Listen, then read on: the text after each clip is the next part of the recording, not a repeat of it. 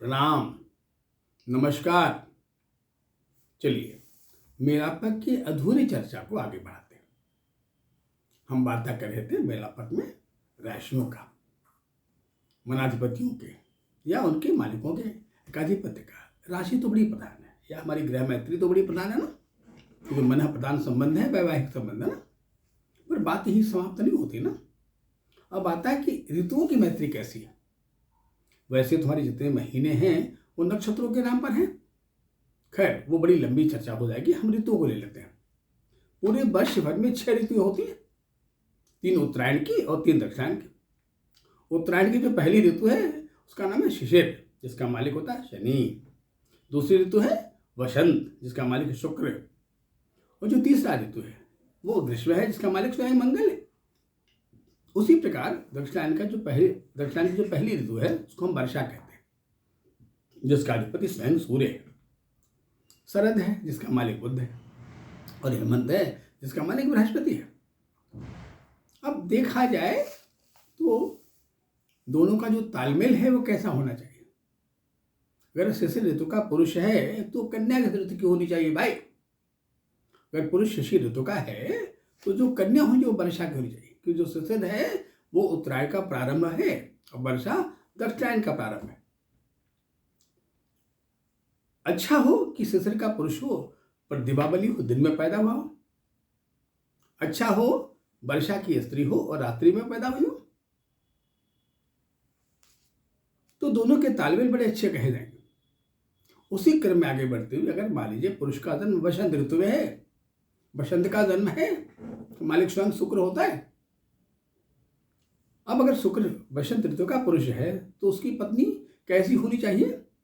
कहा शरद ऋतु वाली, सौम्य ऋतु वाली, सौम्य शरद, इसका मालिक बुध होता है। कहा क्यों। कहा जो शुक्र है ये थोड़ा बड़ा उन्मादी है, शुक्र को उष्णा कहा ही गया है ना।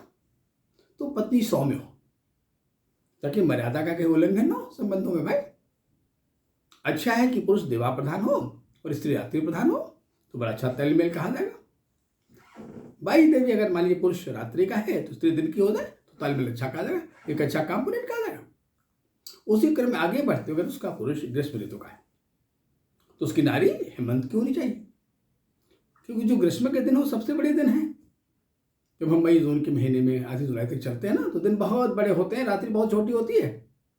और उसी प्रकार हेमंत में जो आधा नवंबर से आधा जनवरी 14-15 नवंबर से लेकर 14 जनवरी तक का जो हेमंत ऋतु है उसकी रातें बहुत बड़ी होती हैं। युवा ऋतुओं का तालमेल वैवाहिक जीवन में इसका बहुत अहम रोल होता है।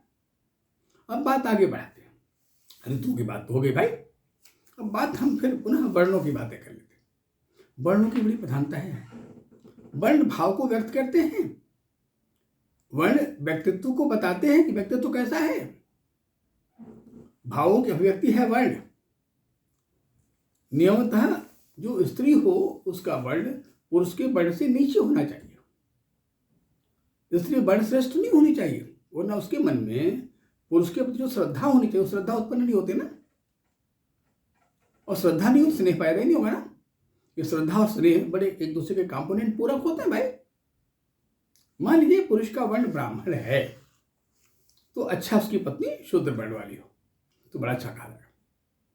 पर कहीं उल्टा हो जाए कि पुरुष शूद्र वर्ण का है और उसकी पत्नी विप्र वर्ण की हो गई तो अच्छा नहीं कहा जाएगा, बढ़िया नहीं कहा जाएगा। लिखा भी गया है, लिखा गया है विप्र वर्णाच यो नारी, विप्र वर्णाच या नारी, शूद्र वर्णश्च यो वरः। क्योंकि विप्र वर्ण की स्त्री है और शूद्र वर्ण का उसका पुरुष पति है। यो वरः त्यो संबंध मात्रेण वैधव्यम भवति ध्रुवम। अगर उनके संबंध होते डर रहता कहीं वैवाहिक जीवन को ब्रेक ना हो जाए, कोई दुर्घटना ना हो जाए। और भी लिखा गया है वर्ण श्रेष्ठा यदा नारी तस्य भर्ता जीवती यदि जीवती तद्भर्ता विदेशम निरतः सदा। अगर कन्या वर्ण श्रेष्ठ है, पुरुष का वर्ण नीचा है, तो या तो दोनों में अलगाव हो जाए, दुर्घटना हो जाए, या हमेशा विदेश में ही रहे, साथ का सुख भी प्राप्त न हो। तो ये हुआ। लेकिन अब वर्णों में मैत्रिता कैसी भाई। क्या वर्णों में अच्छी मित्रता है। वर्ण ब्राह्मण में शूद्र में क्षत्रिय और वैश्य में, कि जो वैश्य है वो ब्राह्मण का अपोनेंट है और जो क्षत्रिय है वो शूद्र का अपोनेंट है। आप चक्र में देख लो, चक्र के ऊपर वाले भाग में चले जाओ, ये ऊपर का भाव है, इसको कहते हैं जलीय क्षेत्र, जल तत्व प्रधान, ब्राह्मण प्रधान। बिल्कुल नीचे उसके आ जाओ ना, हम कहते हैं वैश्य प्रधान, वैश्य वर्ण, पृथ्वी तत्व। अब दोनों बिल्कुल आमने सामने अपोनेंट है, क्योंकि जो ब्राह्मण है, जिनमें सुचिता है, जिसके व्यक्तित्व में उदारता है, वहां वैश्यता नहीं है, वहां विनम्रता, हम्बलनेस है। मैंने कहा ना, विद्वत्ता की सबसे पहली पहचान है, ब्राह्मणत्व की पहली पहचान है विनम्रता। अच्छा ब्राह्मण है, अच्छा विद्वान है, अच्छा पांडित्य है तो बड़ा विनम्र होगा ना।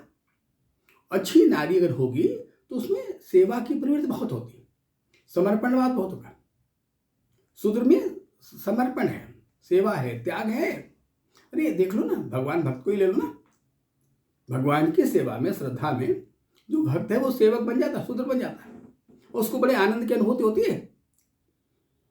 खैर, अब अगर क्षत्रिय वर्ण पुरुष का है तो जो उसकी स्त्री हो वो कैसी हो, का उसकी जो स्त्री होनी चाहिए वो वैश्य वर्ण की होनी चाहिए।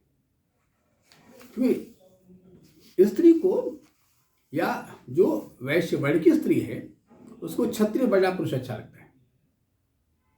क्योंकि जो वैश्य वर्ण की स्त्री होती है ना, वो उसमें थोड़ा एडजस्टमेंट वाला पार्ट थोड़ा कमजोर होता है, और जहां वैश्य वर्ण आ गया वहां बड़ा हिसाब किताब होता है। भाई मैंने तुमको दिया, तुम भी मुझको दो। ऐसा न हो कि बड़ा सुबह प्लानिंग हुई थी कि एक साथ भोजन करेंगे, स्त्री बड़ी निपुण स्त्री थी, वो भोजन की तैयारियों में लगी ना, चलो भाई सैलेड बना लें, चटनी बना लें। पुरुष बड़ा बेसब्र था, धैर्यहीन था, वो जल्दी भोजन कर लिया। अब स्त्री को थोड़ा दुख पहुंच जाएगा ना, तो इसने तो बीच में धोखा दे दिया भाई।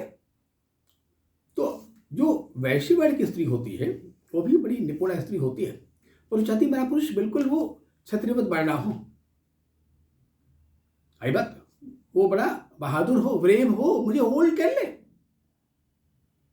वैसे भी कहा गया ना, स्त्री को छत की आवश्यकता होती है। एक पुरुष अपने पत्नी के लिए बड़ा स्ट्रांग छत होता है जिसकी छांव तले बैठ जाती है। स्त्री बड़ी बलवान सत्ता है, कमजोर सत्ता है नहीं, पर इस माने में बड़ी कमजोर है कि रिक्ता है, रात्रि प्रधान है। रिक्ता को पूर्णा चाहिए, खाली जगह को समान चाहिए। और मैंने कहा ना कि अगर इन सत्ताओं को कंपेरिजन किया, तुलनात्मक किया जाए, तो एक ऋणात्मक है, एक धनात्मक है, एक पॉजिटिव है, एक नेगेटिव है, एक रात्रि सत्ता है, एक दिन सत्ता है। वैसे भी कहा जाए, अगर दोनों में कंपेरिजन किया जाए तो एक आकाश है, एक पृथ्वी है, एक का आचार्य बृहस्पति, दूसरे का आचार्य शुक्र है।